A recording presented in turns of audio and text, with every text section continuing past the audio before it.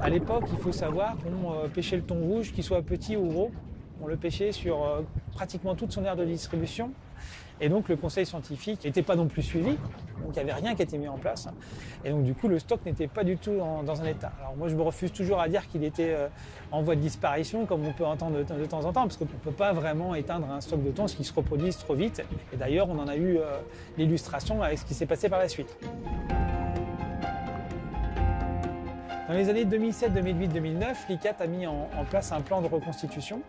Donc c'est un plan qui, en plusieurs mouvements, a mis en place une réduction des captures globales. Et puis surtout, il y a un contrôle qui s'est mis en place qui a été vraiment drastique. Et tous les bateaux qui pêchaient le thon rouge étaient soumis vraiment à ce contrôle en mer, au débarquement. Et on a toujours aujourd'hui ce contrôle qui persiste. Et très rapidement, en fait, on a vu les effets de ce système-là.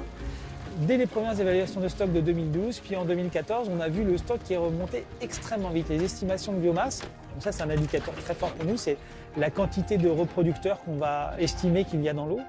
C'est complètement envolé. Et aujourd'hui, on a une structure d'exploitation qui est très différente, puisqu'on n'exploite quasi plus le poisson en dessous de 5-6 ans. Tous ces petits poissons qu'on pêchait avant, des poissons de 10, 20, 30 kilos, et ben finalement on les laisse grossir et on les pêche plus tard quand ils font 200, 300 kilos. Parce que ce qui intéresse le marché, c'est plus nécessairement les petits poissons, c'est essentiellement les plus gros poissons.